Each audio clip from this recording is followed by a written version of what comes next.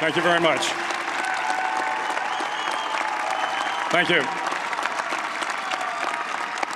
Well, thank you, President Powers, Provost Fenves, deans, members of the faculty, family and friends, and most importantly, the class of 2014. It is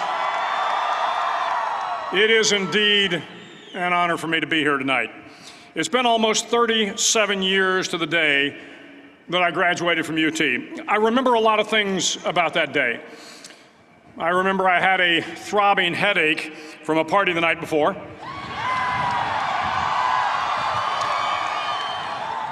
I remember I had a serious girlfriend, who I later married. That's important to remember, by the way. And I remember I was getting commissioned in the Navy that day. But of all the things I remember, I don't have a clue who the commencement speaker was, and I certainly don't remember anything they said. So acknowledging that fact, if I can't make this commencement speech memorable, I will at least try to make it short. So the university's slogan is, what starts here changes the world. Well, I've got to admit, I kind of like it. What starts here changes the world. Tonight, there are almost 8,000 students, or there are more than 8,000 students graduated from UT. So that great paragon of analytical rigor, Ask.com, says that the average American will meet 10,000 people in their lifetime. 10,000 people, that's a lot of folks.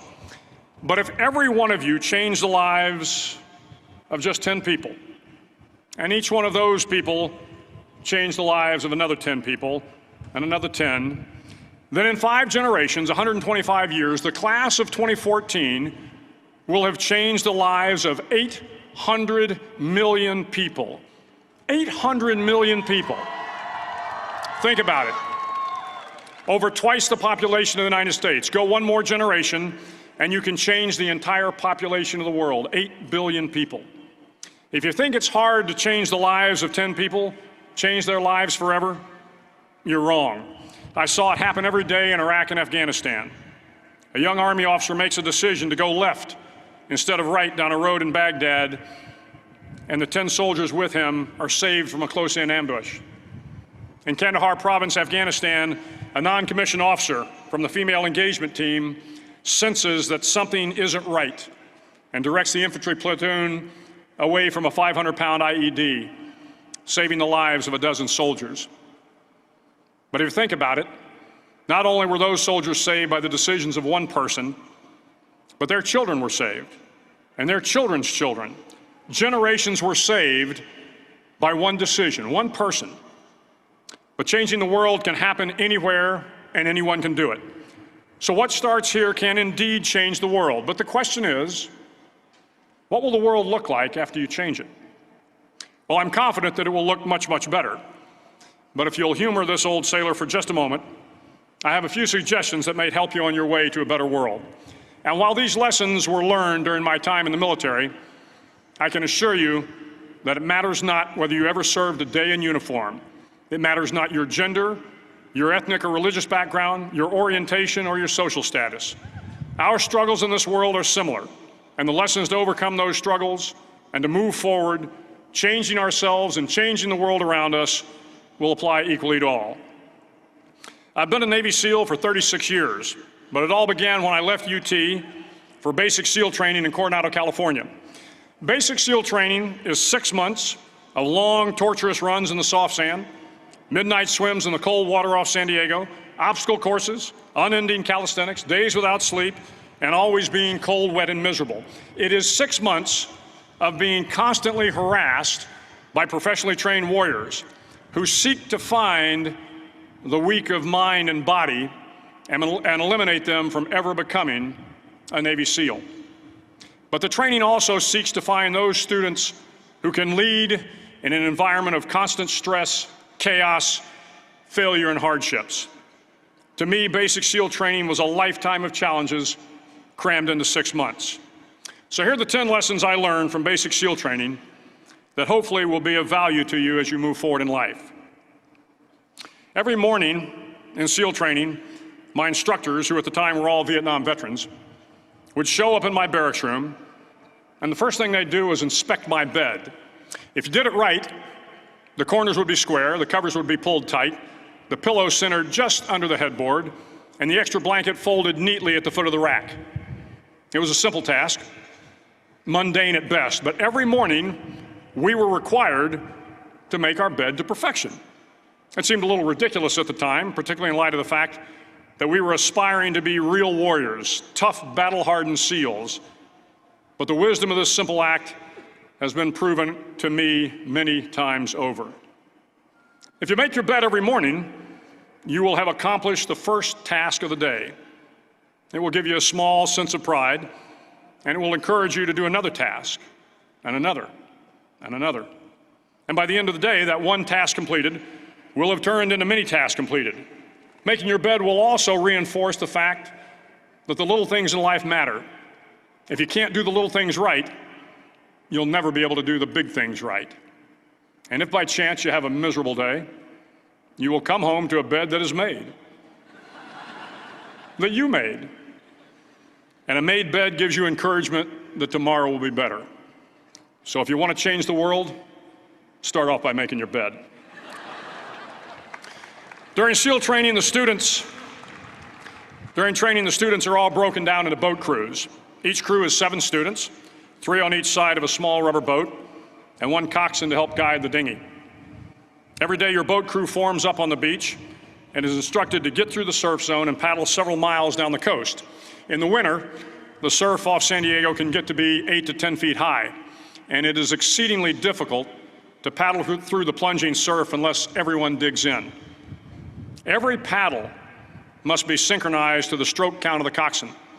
Everyone must exert equal effort, or the boat will turn against the wave and be unceremoniously dumped back on the beach. For the boat to make it to its destination, everyone must paddle. You can't change the world alone. You will need some help. And to truly get from your starting point to your destination takes friends, colleagues, the goodwill of strangers, and a strong coxswain to guide you. If you want to change the world, find someone to help you paddle. Over a few weeks of difficult training, my SEAL class, which started with 150 men, was down to just 42. There were now 6 boat crews of 7 men each. I was in the boat with the tall guys, but the best boat crew we had was made up of the little guys, the Munchkin crew, we called them. No one was over 5'5". The Munchkin boat crew had 1 American Indian, 1 African American, 1 Polish American, 1 Greek American, 1 Italian American, and 2 tough kids from the Midwest. They out-paddled, outran, and outswam all the other boat crews. The big men in the other boat crews would always make good-natured fun of the tiny little flippers the Munchkins put on their tiny little feet prior to every swim. But somehow these little guys from every corner of the nation and the world always had the last laugh, swimming faster than everyone and reaching the shore long before the rest of us. SEAL training was a great equalizer. Nothing mattered but your will to succeed, not your color, not your ethnic background, not your education, not your social status. If you want to change the world, measure a person by the size of their heart, not by the size of their flippers. Several times a week, the instructors would line up the class and do a uniform inspection. It was exceptionally thorough. Your hat had to be perfectly starched, your uniform immaculately pressed, your belt buckle shiny and void of any smudges. But it seemed that no matter how much effort you put into starching your hat or pressing your uniform or polishing your belt buckle, it just wasn't good enough. The instructors would find something wrong. For failing the uniform inspection, the student had to run, fully clothed, into the surf zone, then wet from head to toe, roll around on the beach until every part of your body was covered with sand. The effect was known as a sugar cookie. You stayed in the uniform the rest of the day, cold, wet, and sandy. There were many a student who just couldn't accept the fact that all their efforts were in vain, that no matter how hard they tried to get the uniform right, it went unappreciated. Those students didn't make it through training. Those students didn't understand the purpose of the drill. You were never going to succeed. You were never going to have a perfect uniform. The instructors weren't going to allow it. Sometimes, no matter how well you prepare or how well you perform, you still end up as a sugar cookie. It's just the way life is sometimes. If you want to change the world, get over being a sugar cookie and keep moving forward. Every day during training, you were challenged with multiple physical events: long runs, long swims, obstacle courses, hours of calisthenics, something designed to test your mettle. Every event had standards, times you had to meet. If you failed to meet those times, those standards, your name was posted on a list, and at the end of the day, those on the list were invited to a circus. A circus was 2 hours of additional calisthenics, designed to wear you down, to break your spirit, to force you to quit. No one wanted a circus. A circus meant that for that day, you didn't measure up. A circus meant more fatigue, and more fatigue meant that the following day would be more difficult, and more circuses were likely. But at some time during SEAL training, everyone made the circus list. But an interesting thing happened to those who were constantly on the list. Over time, those students who did 2 hours of extra calisthenics got stronger and stronger. The pain of the circuses built inner strength and physical resiliency. Life is filled with circuses. You will fail. You will likely fail often. It will be painful. It will be discouraging. At times, it will test you to your very core.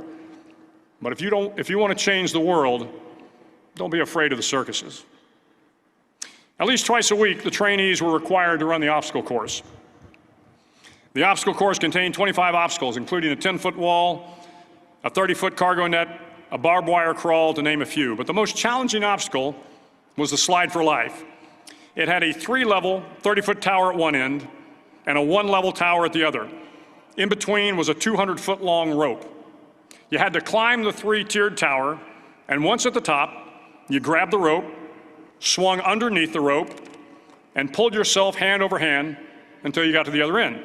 The record for the obstacle course had stood for years when my class began in 1977.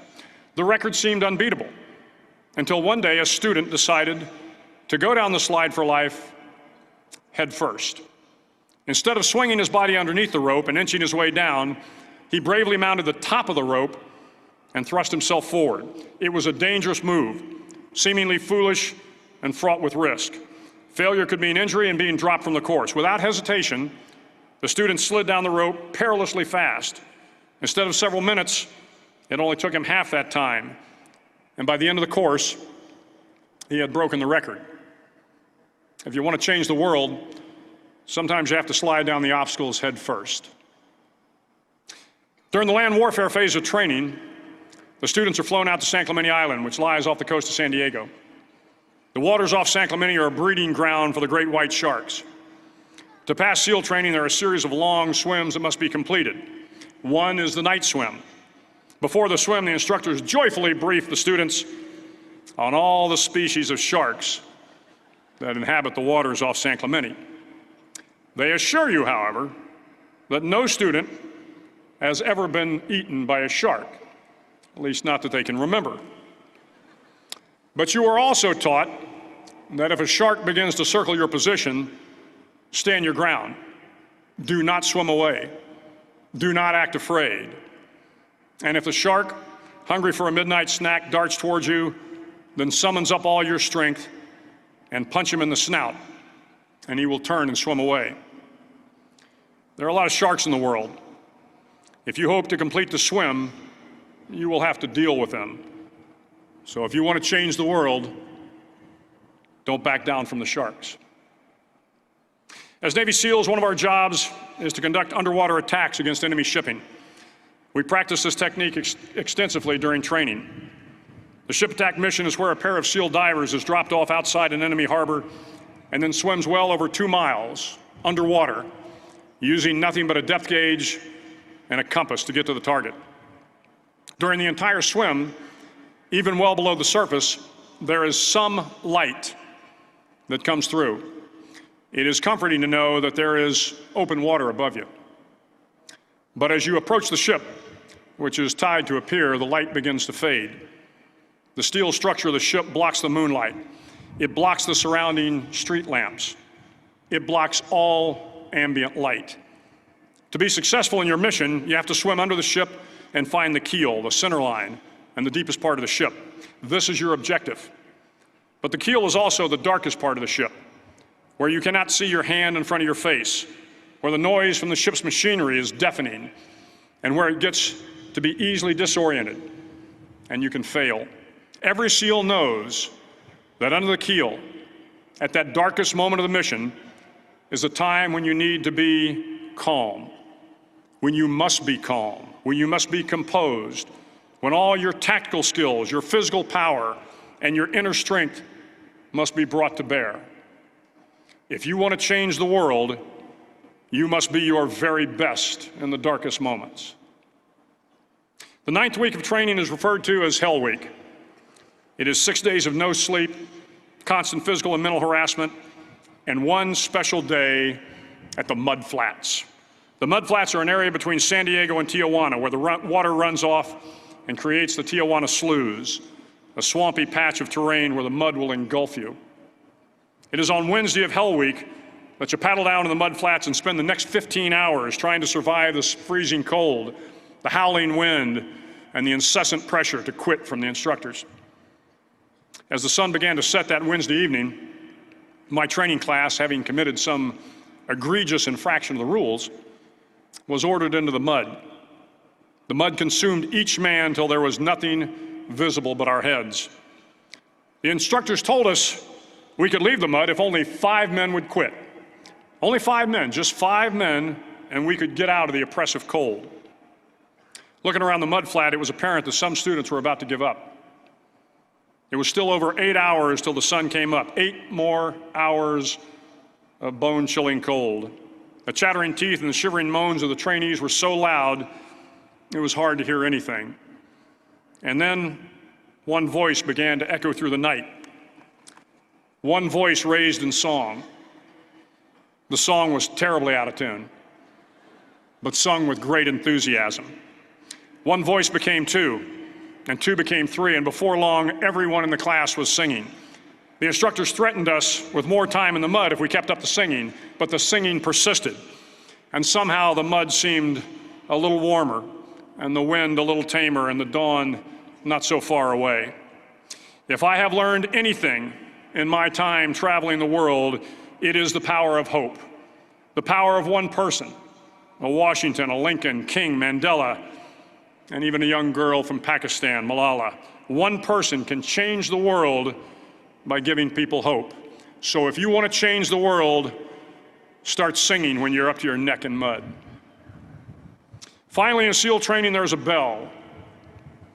A brass bell that hangs in the center of the compound for all the students to see. All you have to do to quit is ring the bell. Ring the bell, and you no longer have to wake up at 5 o'clock. Ring the bell, and you no longer have to be in the freezing cold swims. Ring the bell, and you no longer have to do the runs, the obstacle course, the PT, and you no longer have to endure the hardships of training. All you have to do is ring the bell to get out. If you want to change the world, don't ever, ever ring the bell. To the class of 2014, you are moments away from graduating, moments away from beginning your journey through life, moments away from starting to change the world for the better. It will not be easy, but you are the class of 2014, the class that can affect the lives of 800 million people in the next century. Start each day with a task completed. Find someone to help you through life. Respect everyone. Know that life is not fair and that you will fail often. But if you take some risks, step up when the times are the toughest, face down the bullies, lift up the downtrodden, and never, ever give up. If you do these things, the next generation and the generations that follow will live in a world far better than the one we have today. And what started here will indeed have changed the world for the better. Thank you very much. Hook 'em horns.